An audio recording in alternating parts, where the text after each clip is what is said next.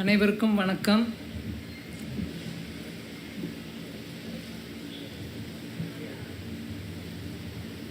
மௌனகுரு ரத்னகிரி சித்தர்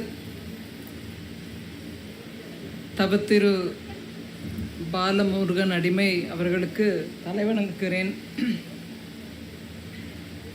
அவ்வாறே ஆதீனங்கள் அனைவருக்கும் என் தலை வணங்குகிறேன்.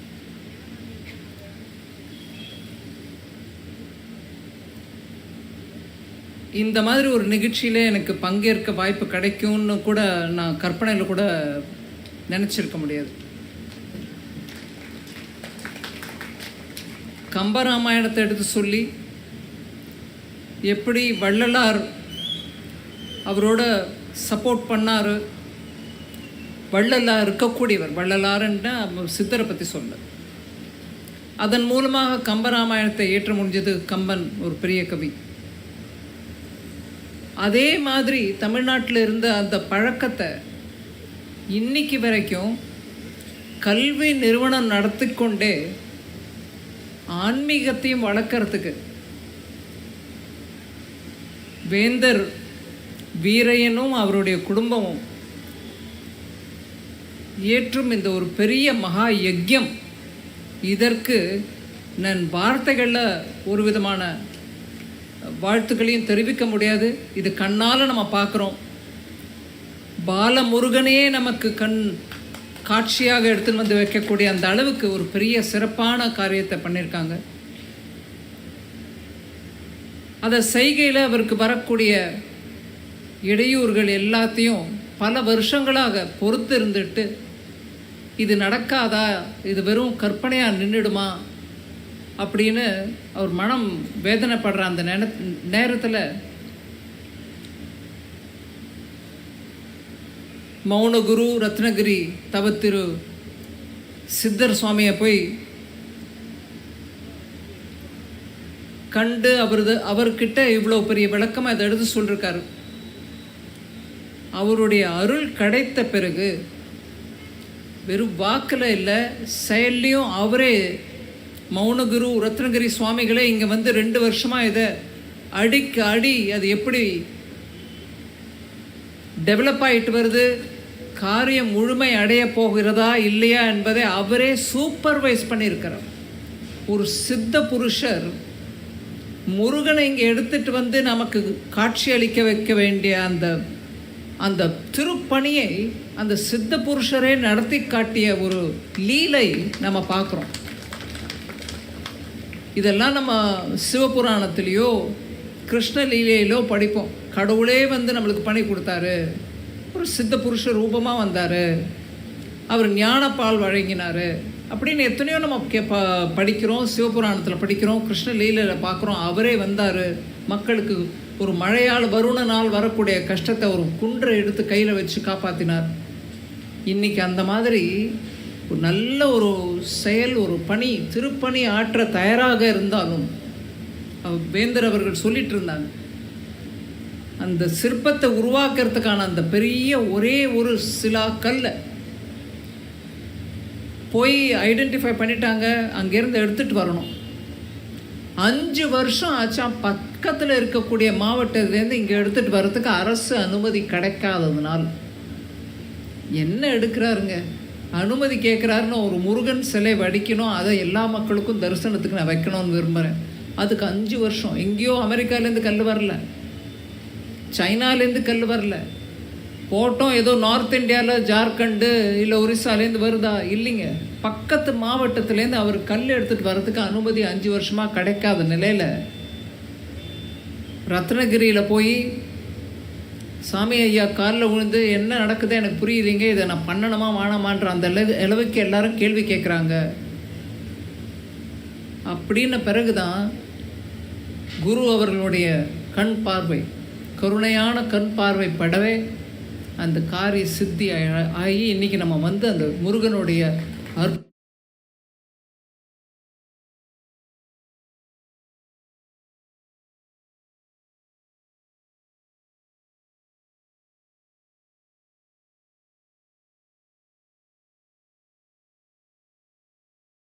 அற்புதமான தரிசனம் நம்ம எல்லாரும் இன்றைக்கி எடுக்கிறோம். ஆனால் இதில் முக்கியம் என்ன விஷயம்னா, அந்த முருகனை உருவாக்குறதுக்கு நான் தயாராக இருக்கேன், என்கிட்ட பொருள் இருக்குது, வசதி இருக்குது, என்னால் பண்ண முடியும். அந்த சிற்பியும் இங்கே தான் இருந்தார், அவரையும் பார்த்தோம் நம்ம. அவர் கை பொன்கரங்களால் அதை பண்ணியிருக்கிறாரு. அப்பேற்பட்ட கலை அவர்கிட்ட இருக்குது. இத்தனையும் ஒருங்கிணைச்சு செய்து காட்டியது சுவாமி அவர்கள், மௌன குரு அவர்கள். இதனால் 2 விதமான கருணை வேந்தர் ஐயா குடும்பத்துக்கு கிடைச்சிருக்குன்னு நான் கருதுறேன். பொண்ணும் பொருளும் கையில் கிடைக்கிறது உத்தமம் இல்லை. அந்த பொண்ணையும் பொருளையும் எப்படி உபயோகப்படுத்துகிறோன்றது தான் முக்கியம். அதை முக்கியமாக நான் உபயோகப்படுத்தி மக்களுக்கு அந்த ஆன்மீக பலத்தை இன்னும் பலப்படுத்தணும்னு முன்னே வந்தால் கூட அதற்கு எத்தனையோ தடங்கல்கள், அதையும் மீறி இன்னைக்கு வந்ததோடு இல்லாமல் ஒரு குருவும் அவருக்கு கிடச்சிருக்காரு. அதுதான் அங்கே ரொம்பவே அதிர்ஷ்டம். சரஸ்வதி இருக்கக்கூடிய இந்த பல்கலைக்கழகம், அதற்கு செல்வந்தராக இருந்து அது பணம் போடுறது மகாலட்சுமியோட கடாட்சம், இது 2ஓட சேர்ந்து குரு கிருபையும் அவருக்கு கிடச்சிருக்குன்னா இதை விட ஒரு அனுகிரகம் எந்த ஒரு குடும்பத்துக்கும் கிடைக்காதுன்றது தான் என்னுடைய எண்ணம். அந்த குடும்பத்துக்கு முழுமையாக கிடச்சிருக்கு. அதை அவர் சதுபயோகம் பண்ணுறாங்க, சரியான முறையில் உபயோகம் பண்ணுறாங்க. அதனால் இன்றைக்கி ஒரு முருகப்பெருமானே சிவபெருமானுக்கு குருவாக இருந்தவர், அந்த சிவபெருமானுக்கு குருவாக இருக்கக்கூடிய முருகப்பெருமானுடைய சிலையை நிறுவி அதை உருவாக்கிய பெருமை வேந்தரையாக்கு எவ்வளவு சேருதோ அதே அளவு பெருமை குருவின் கிருபையும் அவருக்கு கிடைச்சிருக்கிறது தான். அங்கே ரொம்பவே 3 விதமான சக்தி அவரை சேர்ந்துருக்கு.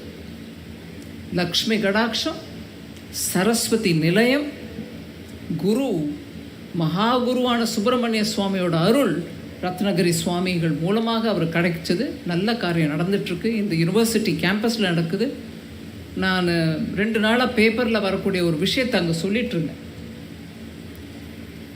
நம்ம பிள்ளைகள் கல்வி கற்க நிறுவனத்துக்கு போகிறாங்க, காலேஜுக்கு போகிறாங்க, யூனிவர்சிட்டிக்கு போகிறாங்க, நல்ல விதமாக படித்து வெளியில் வராங்க.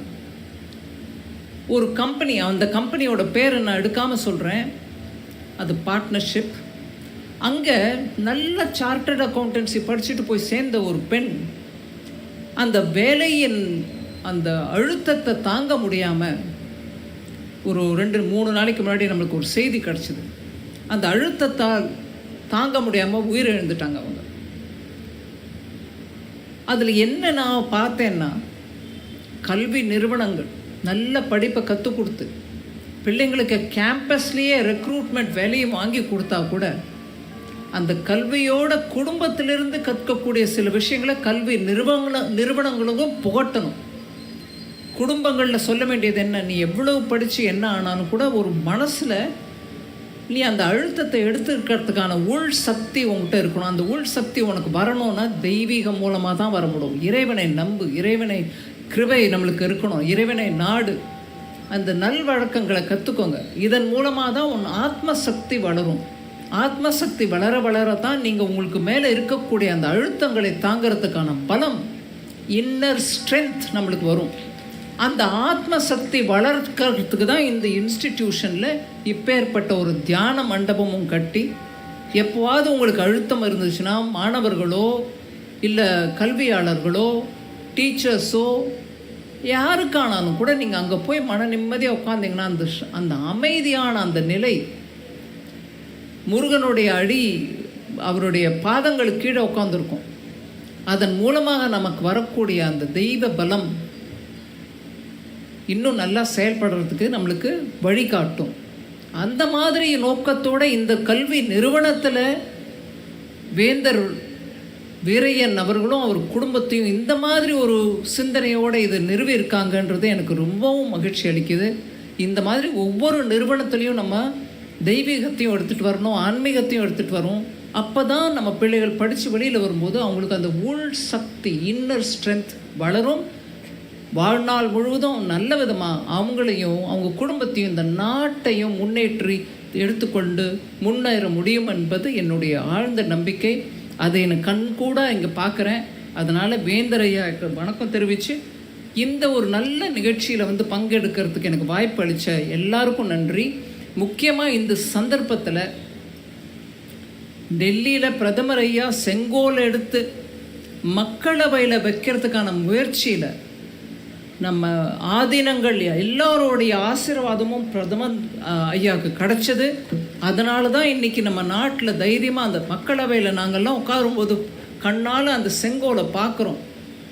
அதை பார்க்கும்போது உணர்ச்சி எனக்கு, அதுவும் தமிழராக எனக்கு அந்த காட்சியை பார்க்கும்போதெல்லாம் என்ன மாதிரி திருப்பி எடுத்து வந்து வச்சோம். தமிழ்நாட்டின் புகழ், ஆன்மீகத்தோட பலம் எல்லாம் ஒருங்கிணைந்து அன்னைக்கு எடுத்துன்னு வந்து பிரதமர் வச்சது நம்ம எல்லாருக்குமே ஒரு தமிழர்களாக பெருமை மாத்திரம் இல்லை, நம்மளுடைய ஆன்மீக பலத்தை நம்ம மறந்துடக்கூடாதுன்ற ஒரு செய்தியை பிரதமர் ஐயா எடுத்து சொன்னதாக தான் நான் நினைக்கிறேன். இன்றைக்கி அதே மாதிரி இந்த நிகழ்ச்சியில் வந்திருக்கக்கூடிய ஆதீனங்கள் எல்லாருக்கும், குருமார்கள் எல்லாருக்கும் மீண்டும் ஒரு முறை தலை வணங்கி அவங்களுடைய ஆசீர்வாதத்தை விரும்பி கேட்கிறேன். எனக்கு இந்த வாய்ப்பு அளித்தமைக்கு உங்கள் எல்லாருக்கும் நன்றி.